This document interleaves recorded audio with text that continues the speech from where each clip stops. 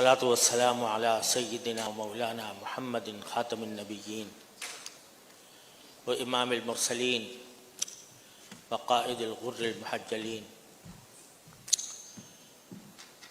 وعلى آله وأصحابه أجمعين وعلى كل من تبعهم بإحسان إلى يوم الدين. My brothers and sisters, Assalamu alaikum wa rahmatullahi ta'ala wa barakatuh. It is really a great pleasure and honor for me to participate in this pioneering project that is being presented today, not only for discussion but also to take practical measures to implement it. First of all, I would like to point out that when we speak of Islamic finance, some people understand that Islamic finance is restricted to the Muslims only. No doubt, it is the principles governing Islamic finance are provided by the Holy Quran and the Sunnah of the Holy Prophet Muhammad sallallahu alaihi wasallam, and Muslims are bound to follow them in each sphere of their life. But so far as Islamic finance or Islamic trade is concerned, its benefits are not restricted to Muslims only. They comprise some principles, guiding principles that are for the betterment of the entire humanity at large. So therefore, it is not Muslims only that benefit from these principles and these values, but it gives a better solution for the economic affairs throughout the world. Today we see that the human beings have experienced different systems of economy. There has been feudalism, then came capitalism, socialism and communism. But none of these systems could solve the problems of human beings so far as their economic life is concerned. Allah subhanahu wa ta'ala, through the Holy Quran and the teachings of the Holy Prophet Muhammad sallallahu alaihi wasallam, has given us a set of principles governing each sphere of life, including economy and finance.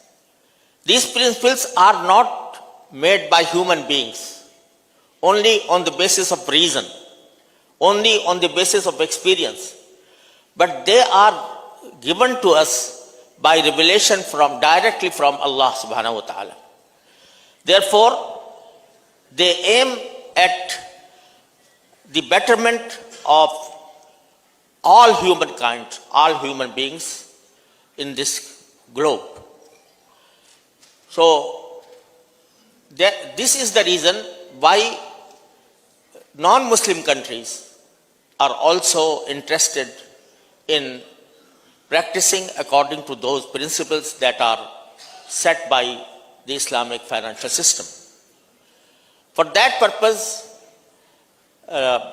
in the last year, I think, I was very kindly invited by this university that is for higher studies of law and economy.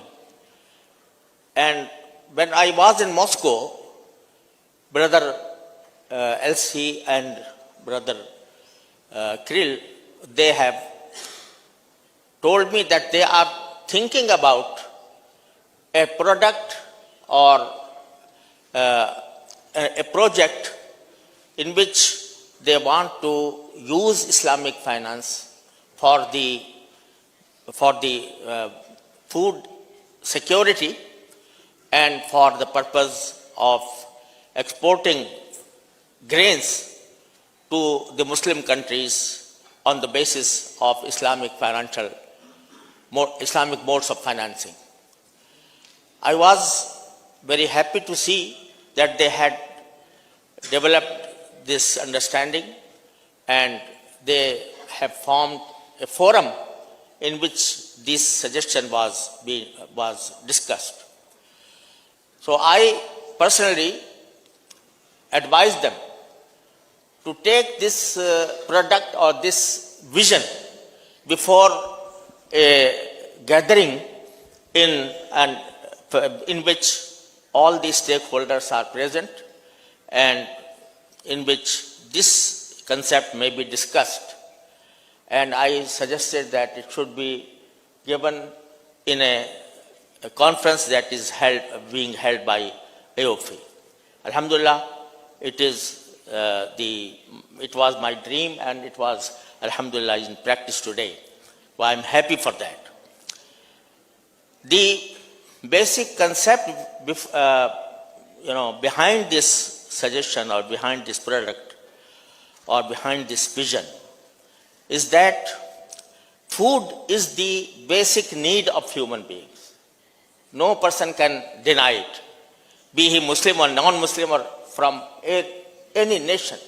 He needs food. But the trade of food in our economic system has been subjected to many manipulations.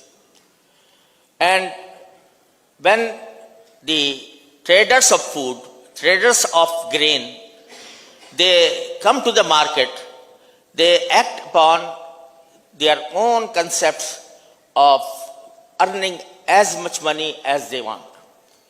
And for that purpose, there is a chain of middlemen. There is speculative transactions because of which the food or grains cannot reach the poor people except on a very high price that they cannot afford.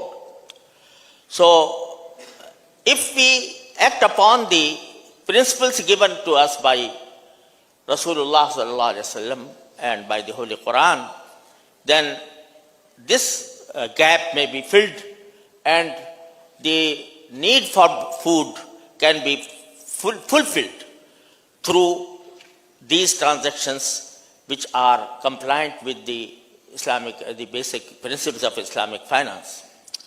And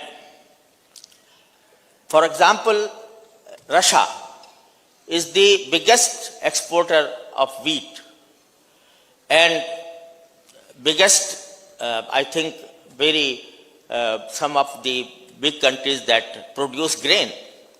So they wanted to use Islamic finance to finance their exports to other countries on the basis of Islamic principles so that the Muslim countries and in particular the Middle East countries would benefit from this and they may establish a constant relationship with them to export grain, to distribute grain among the nearby countries and also to the Muslim countries on a fair basis, on an equitable basis that will be very beneficial for the poor people who need grains.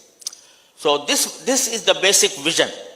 And for that purpose, they have established a kind of relationship between themselves and between some stakeholders and between some companies, that is Swani company.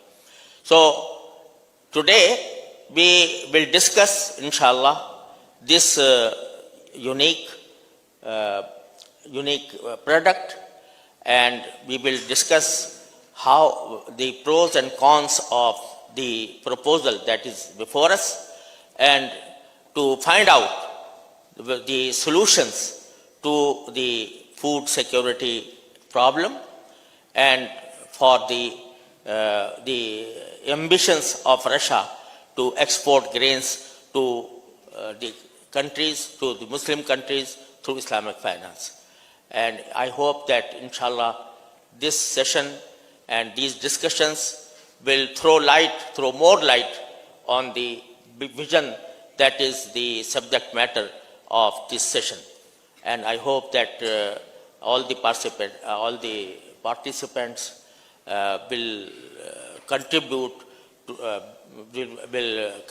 to the to different horizons of the vision, and I hope that Allah subhanahu wa ta'ala may guide us for that, inshallah. Wa akhiru ta'wana and alhamdulillahi rabbil alamin.